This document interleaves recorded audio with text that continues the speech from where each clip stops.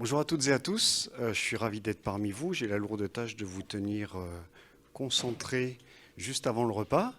Et j'ai aussi la lourde tâche de représenter les 499 autres industriels. On est à peu près 500. Et donc je vais essayer de ne pas trahir leurs pensées et notre travail au quotidien. Depuis ce matin, on vous présente beaucoup de courbes, on vous présente beaucoup d'éléments qui vous montrent que ça va être difficile. Certains pourraient penser impossible. Je vais essayer de mettre un peu d'euphorie et d'enthousiasme dans tout ça. Moi, je suis ingénieur en génie atomique, donc je sais faire à peu près que du nucléaire. Je fais ça depuis 25 ans. Et quand j'étais à votre place, il y a 25 ans, en 98, mes profs me disaient que si on n'avait pas construit 25 EPR en 2020, on n'aurait plus d'électricité. Bon, force est de constater que pour l'instant ça continue à fonctionner, même si les choses sont devenues critiques, et que cette fois-ci, quand on dit qu'en 2050, il faut absolument l'avoir fait, c'est non seulement pour des besoins énergétiques, mais aussi pour des besoins climatiques tels que vous l'avez tous compris. Je vais essayer de mettre aussi un petit peu d'enthousiasme parce que vous en avez parlé, madame, le sujet du French bashing, on est des spécialistes pour dire qu'on n'est pas bon, qu'on n'y arrive pas, que Flamanville est un échec. Excepté les initiés, je pense que si je faisais un tour de salle pour savoir si vous savez combien ont coûté, il faut compter, mais combien ont coûté les deux AP1000, dont un qui vient d'être mis en service, est-ce que quelqu'un, hormis les initiés s'il vous plaît, est-ce que quelqu'un le sait? Deux AP1000, ça porte très bien son nom, ça veut dire à peu près, à peu de choses près, 1000 MW, c'est-à-dire 2000 MW, en fait c'est 2200. C'est un petit peu plus qu'un EPR, que celui de Flamanville, mais à peine. Non, personne. Vous voyez, on connaît tous le futur prix, futur coût de l'EPR de Flamanville, mais très peu de gens savent que ces deux AP1000 ont coûté, à date, 30 milliards d'euros. 30 milliards d'euros pour 2200 mégawatts. Et nous, on est à 13. Alors, c'est pas bien. On va essayer de faire moins. On avait envisagé de faire beaucoup moins. Je pense que le budget initial était, comme souvent, quand on veut lancer une nouvelle filière, était un petit peu trop ambitieux. Mais c'est un chiffre qu'il faut avoir en tête. Les Américains sont brillants et ils savent aujourd'hui bien vendre, notamment en Europe de l'Est, leurs réacteurs. Mais la réalité de la démonstration d'aujourd'hui, c'est celle-là. Néanmoins, il faut quand même garder en tête, vous l'avez précisé, on parle de prototype. C'est un prototype. Alors vous allez me dire, il y a eu la Finlande, il y a eu Taishan avant. C'est une réalité, mais il y a quand même des spécificités liées aux études de sûreté, liées à l'impact du site. Et donc, je vais essayer de vous parler de tout ça. Et puis surtout, à votre âge, ce qui est surtout très important, c'est que je vais vous parler d'emploi pour un siècle. Alors depuis ce matin, on vous parle de 2050. Je vous rappelle qu'on construit des réacteurs non pas pour faire des musées, mais pour les exploiter pendant 70 à 80 ans après. Donc tout ça nous amène à 2120, 2130. Donc on est parti pour un siècle d'activité. C'est-à-dire que tout ce qu'on est en train de lancer aujourd'hui, c'est pour vous, c'est pour nous, mais c'est aussi pour les générations futures. Alors, je ne vais pas rappeler depuis ce matin, on vous a dit à plusieurs reprises, évidemment que le nucléaire français est une industrie très exigeante, une industrie de pointe, durable et bas carbone, vous l'avez désormais compris. Aujourd'hui, alors, on a parlé de 3000 entreprises, mais il y a 500 entreprises principales qui sont les moteurs. Alors, je n'oublie pas les 2500 autres, parce que certains font peu de nucléaire et viennent nous rendre des grands services, et ce partage de savoir-faire entre les différentes filières est un vrai atout pour le nucléaire, puisque le savoir-faire aéronautique, automobile ou d'autres industries est très important pour nous. Aujourd'hui, c'est 220 000 emplois. 220 000 emplois, nous sommes la troisième filière française, alors que depuis 20 ans, nous sommes dans ce qu'on appelle l'hiver du nucléaire, où on a pu très peu construire compte tenu de l'ensemble des événements que nous avons traversés. 2500 années d'expérience réacteur en France, c'est colossal. Alors, je ne vais pas rentrer dans le détail, mais il faut que vous sachiez que le modèle français est un modèle dit déterministe, c'est-à-dire qu'on, quelle que soit notre expérience, on postule que les accidents vont arriver. Les Américains, les Anglo-Saxons sont plutôt sur un modèle probabiliste. Ce qui veut dire qu'au fur et à mesure, ils arrivent à rogner sur leurs règles de sûreté quand nous, des fois, on les augmente, même si on est très bon, et même si sur ces 2500 années, il nous est arrivé très peu de choses. Et la France est un des rares pays mondiaux très nucléarisés à ne pas avoir eu d'événements majeurs. On fournit aussi des services à 250 réacteurs dans le monde, ce qui est assez colossal. Et puis, les entreprises ont environ 20% de leur chiffre d'affaires dans le nucléaire. Et c'est le cas de notre entreprise. Alors, je voudrais vous dire aussi que la filière est en marche et que la filière n'est pas en marche que depuis l'annonce du président de la République. 2018, je vous rappelle qu'à ce moment-là, et même jusqu'à récemment, on allait arrêter 14 réacteurs nucléaires, que le GIFEN s'est créé dans ce contexte-là, et qu'aujourd'hui, 500 entreprises, ce qui est colossal, adhèrent au GIFEN et réunit l'ensemble des exploitants nucléaires, mais aussi tous les plus grands fournisseurs et ETI et PME de notre filière. Il y a une dynamique que vous ressentez peut-être pour ceux qui sont connectés aux liens autour du GIFEN et de nos entreprises, mais il y a une dynamique qui est colossale. Je vous en reparlerai tout à l'heure autour de la table ronde, puisque ça sera l'objet de nos échanges. On partage énormément de choses, et surtout ce que je voudrais saluer, et il y a quelques représentants aujourd'hui et quelques représentants très actifs, comme Émeric Lagoguet qui pilote le réseau Captain, dont on reparlera peut-être tout à l'heure, et le réseau Magellan également. Il y a une vraie franchise, une vraie honnêteté, une vraie analyse collective et partagée des choses. On se parle franchement, et ça c'est une réelle avancée, puisqu'on a vécu pendant 20 ans avec un schéma dont on ne parle plus aujourd'hui, le donneur d'ordre et les sous-traitants. Donneur d'ordre, c'est un terme vraiment très français. Donneur d'ordre, ça met l'exploitant en situation supérieure et sous-traitant. Alors c'est un terme tout à fait classique, mais quand le donneur d'ordre donne des ordres à un sous-traitant, vous voyez un petit peu la hiérarchie dans les échanges et la puissance que peut avoir des conflits internes entre les entreprises.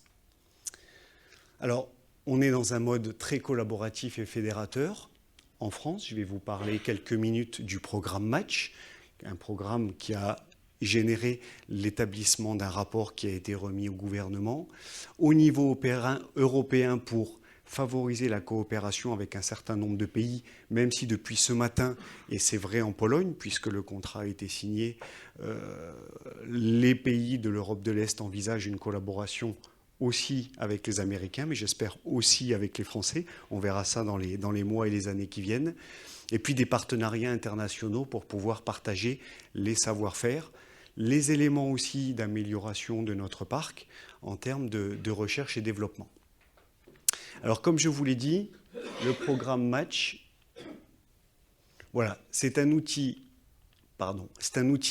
dynamique et collaboratif dans lequel on s'est engagé collectivement, l'ensemble des membres du GIFEN notamment, mais aussi avec les pouvoirs publics, pour essayer d'anticiper, avec la vision que nous avons à un instant T, et avec un modèle itératif, des besoins pour la filière, pour le futur. Ça doit nous donner une vision à 10 ans. 10 ans, c'est court par rapport au siècle dont je vous ai parlé, mais c'est aussi assez lointain. Et donc ce modèle itératif nous permet, au fur et à mesure de l'avancement des projets, de pouvoir retirer, mais surtout intégrer de la charge complémentaire en fonction de l'avancement des projets. Évidemment, nous ne pouvions pas adresser les 220 000 emplois. On a dû, dans cette première phase, nous concentrer sur quelques métiers prioritaires et notamment sur 80 métiers clés sur lesquels je vais revenir. Donc, on a fait un focus sur 20 segments d'activité. Ils sont porteurs directs au cœur de la filière, mais l'idée, ce n'était pas de regarder que les métiers porteurs, c'était aussi et surtout de regarder les métiers critiques. Alors, dans la presse et partout, vous allez beaucoup entendre parler des soudeurs, des électriciens, du génie civil, mais vous voyez sur la droite, et c'est ce qui doit faire la force aujourd'hui sur l'envie de l'ensemble des étudiants que vous êtes, mais aussi des gens qui viendraient d'autres filières, de venir travailler dans la filière nucléaire, puisque comme vous voyez sur la droite, le niveau d'exigence et le nombre de métiers qu'on rencontre sur une centrale nucléaire fait que quasiment tous les métiers de l'ingénierie, de technicité et de savoir-faire est nécessaire pour réussir à concevoir et à exploiter une installation. Je rappelle depuis ce matin, et c'est tout à fait normal puisque c'est notre priorité du jour, on parle beaucoup d'EDF et de la fabrication et de la construction des EPR2. Je vous rappelle que ces EPR ne fonctionneront qu'avec du combustible. Donc il y a un plan d'investissement qui est aussi très important chez Orano pour pouvoir rénover, parfois reconstruire nos usines d'enrichissement et de fabrication de combustible, mais aussi de recyclage et de retraitement de ce combustible. Donc comme vous le voyez ici, de nombreux métiers sont adressés. Aujourd'hui, on prend en compte dans cette analyse le grand carénage. Le grand carénage, c'est l'entretien, la rénovation du parc. Ce matin, personne n'a posé la question, mais vous avez vu que par rapport à il y a quelques décennies, on arrivait à tirer 400 TWh et aujourd'hui, on se dit on est à un petit peu au-dessus de 300 et on aimerait bien revenir à 400. Gardez bien en tête que ce qui fait aujourd'hui l'emploi du parc, c'est aussi qu'une centrale nucléaire qui a 10 ans ou qui a 30 ans, on ne fait pas le même niveau de travaux pour la maintenir en exploitation. Le grand carénage d'une VD3, ce qu'on appelle une visite décennale, 3 ou 4, ça veut dire en fonction de la décennie, génère beaucoup plus de travaux et de plus en plus de travaux pour la sûreté, évidemment compte tenu de son âge, mais aussi parce que le référentiel de sûreté bouge, et puis comme vous le savez aussi, puisqu'il y a eu l'accident de Fukushima.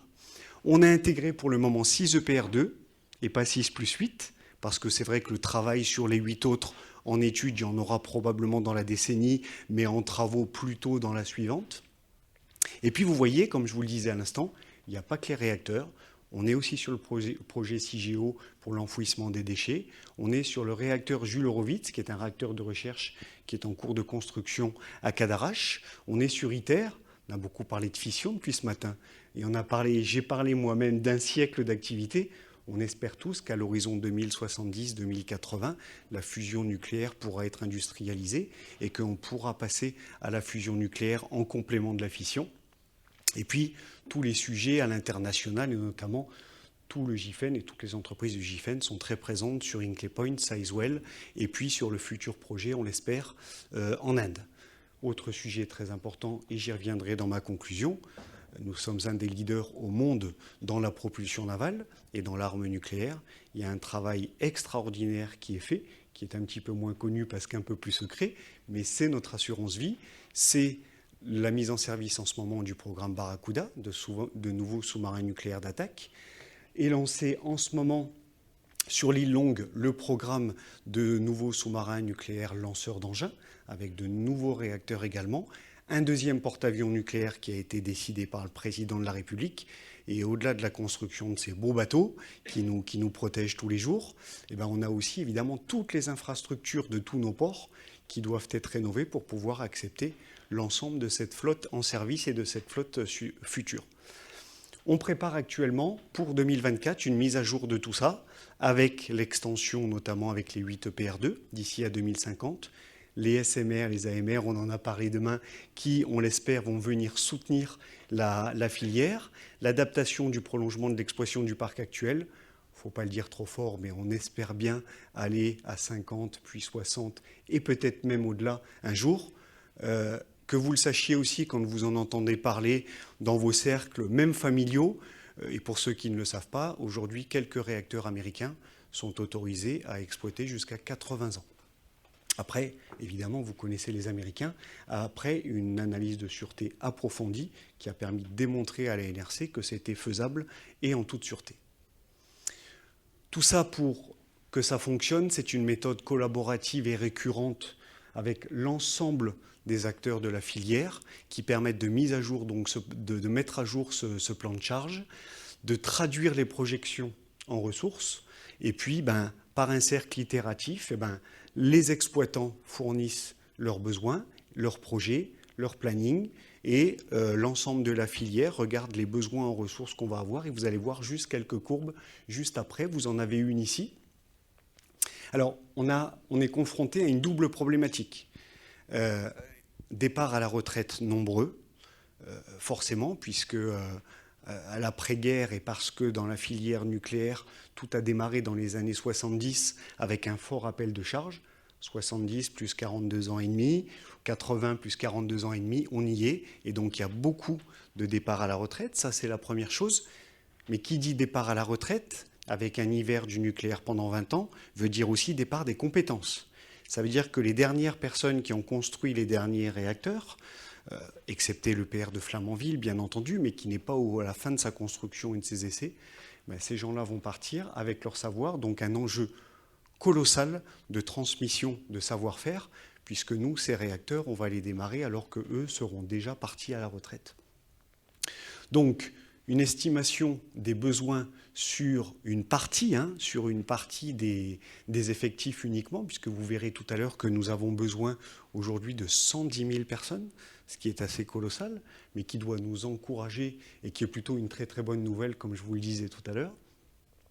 Donc vous voyez ici, typiquement, que sur les 125 000 emplois d'une partie de l'analyse, eh ben, on a besoin à peu près moitié-moitié de renfort pour la charge et une autre moitié qui est le renfort pour remplacer les personnes qui vont partir à la retraite. Ici, vous avez la vision exploitants et fournisseurs, puisque bien entendu, les exploitants ont leurs propres besoins et les fournisseurs également pour participer à cette construction. Vous voyez que les courbes sont à peu près similaires et vous voyez que les besoins sont très importants et qu'ils nécessitent une anticipation importante de la montée en compétences. Je vous parlerai tout cet après-midi, puisque je parle aujourd'hui au nom du GIFEN, mais de ce que les entreprises ont engagé sans même attendre les marchés, puisqu'aujourd'hui les contrats EPR2, quelques-uns sont signés, mais ils restent très anecdotiques pour le moment. Mais les entreprises se sont déjà engagées dans un recrutement massif pour pouvoir s'y préparer en toute confiance avec les exploitants.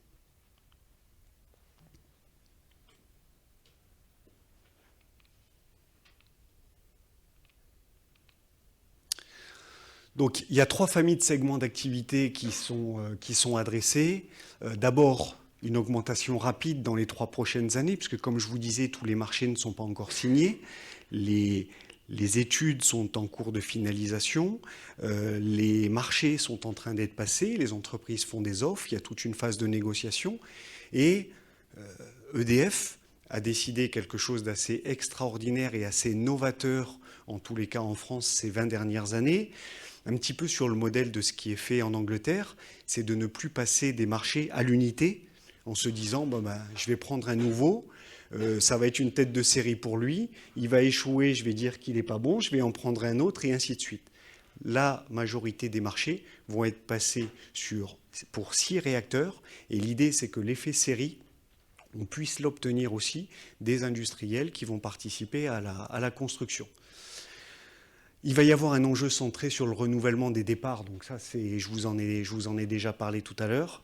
Et puis, il va y avoir des creux d'activité aussi, parfois, en fonction du déroulement des projets. Et il va falloir que nous, les entreprises, on s'y prépare, puisqu'on va avoir des pics d'activité très importants quand on va être dans la phase, je vous parle pour mon métier, dans la phase des lots électromécaniques sur un site, mais on va peut-être se retrouver avec 2 ou 3 ans de creux quand on va passer au suivant, mais on est assez serein, puisque, comme je vous le disais, il n'y a pas que les EPR2, il y a aussi les usines du cycle, il y aura aussi, on l'espère, les SMR, les AMR et d'autres activités. Alors, le gisement de ressources, on sait très bien que 110 000 personnes, c'est colossal. Peut-être qu'on ne trouvera pas tout le monde en France, on ne trouvera pas tout le monde dans les écoles, on ne trouvera peut-être pas tout le monde dans les filières qui nous entourent. Donc, on met en place des partenariats européens. On met aussi en place des partenariats intersectoriels pour intéresser les gens qui font d'autres métiers. Vous voyez, ce n'est pas un hasard, je pense, on a mis la défense en premier. Un savoir-faire extraordinaire en France dans le domaine du nucléaire est présent dans la défense. Et lui, vous en avez moins entendu parler, mais lui, il n'a pas connu l'hiver du nucléaire. Lui, il a perduré depuis 60 ans maintenant, puisque les prémices des marchés de défense, c'est dans les années 60. Et là, il y a un gisement et un savoir-faire qui est aussi très important et qui nécessite d'être partagé. Alors évidemment, pour réussir tout ça, il faut avoir des calendriers qui soient fiables, qui soient tenus. Alors vous savez que ce n'est pas simple, qu'on sait que le premier EPR2, on va être tenace et on va y arriver, mais ça restera aussi après Flamanville. Il porte bien son nom, c'est un EPR2, donc on va encore réapprendre un certain nombre de choses, mais il faudra qu'on soit bon dans la réalisation. Et puis, notre idée aussi de la filière, c'est aussi, et c'est aussi un petit peu une spécialité française, c'est toujours quand on passe à la série d'après, essayer de faire mieux, de rajouter la petite exigence pour faire un petit peu mieux.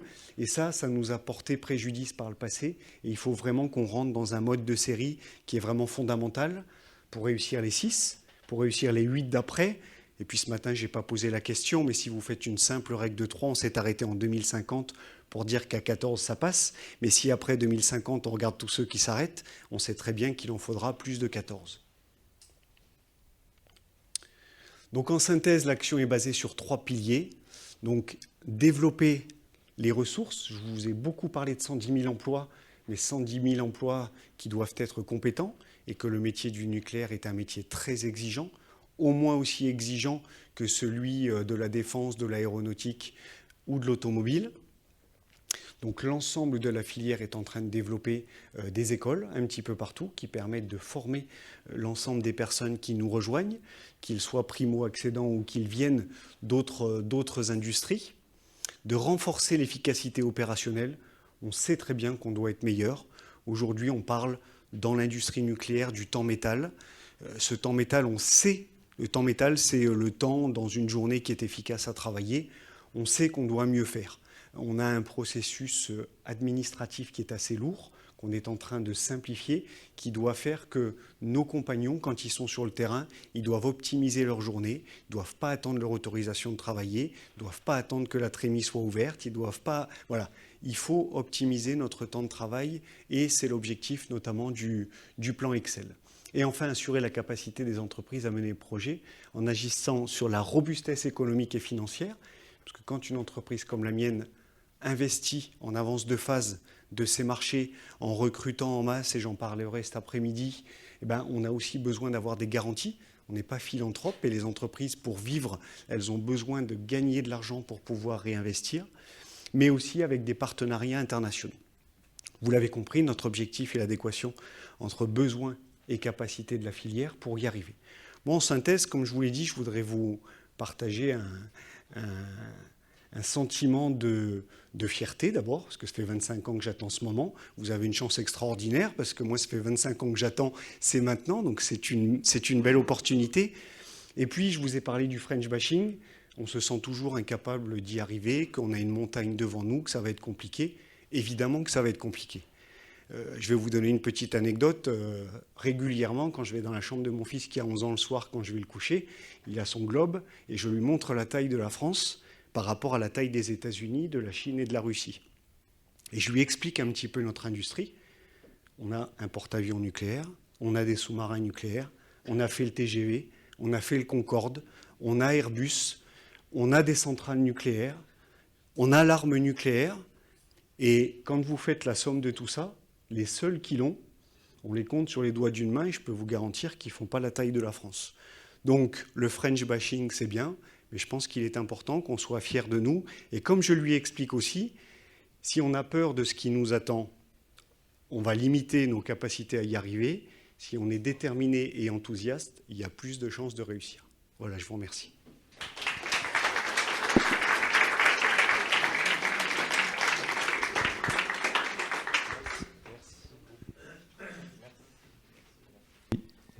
Merci beaucoup pour la présentation. On va passer au traditionnel petit temps de questions. Est-ce que la salle souhaite réagir sur la présentation? Peut-être en ligne aussi?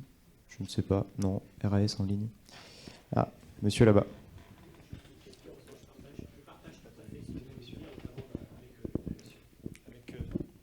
avec l'approche JIFEN.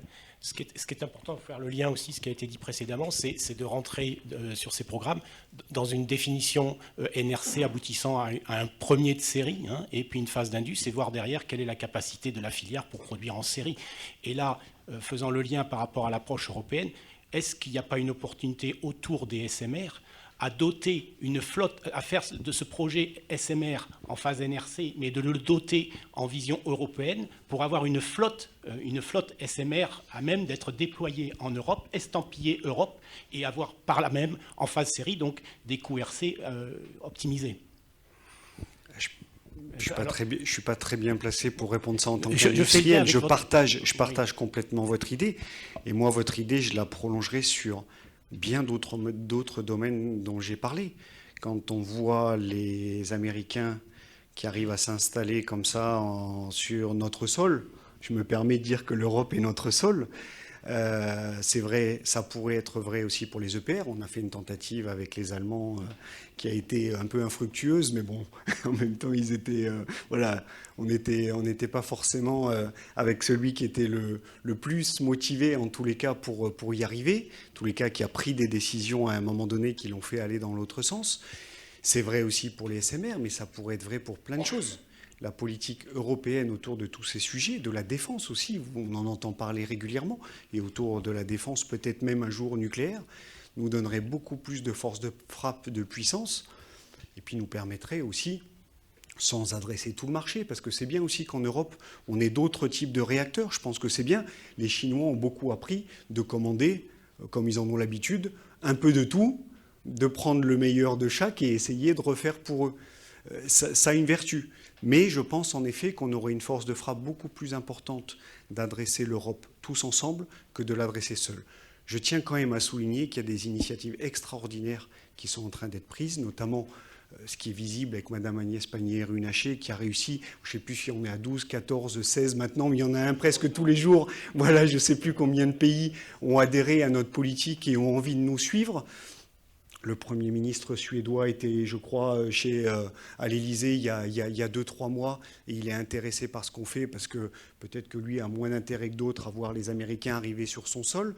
Donc oui, cette politique européenne, il faut absolument le faire. Et c'est vrai que sur les SMR, vous avez raison de le souligner, par rapport à toutes les industries et tous les objets dont j'ai parlé juste avant, qui sont beaucoup plus monopolistiques. Sur les SMR, où il y a, je crois, 72, enfin c'était le cas il y a 6 mois, 72 projets à travers le monde, on sera beaucoup plus fort entre Européens que chacun nationalement, et puis que les pays européens se chamaillent entre eux à y arriver, et qu'on se retrouve avec les Américains ou d'autres qui débarquent en Europe avec un produit moins cher et plus performant, et on aura raté le coche. C'est pas du tout un secret, parce que je pense que ça a été dans le domaine public à un moment donné.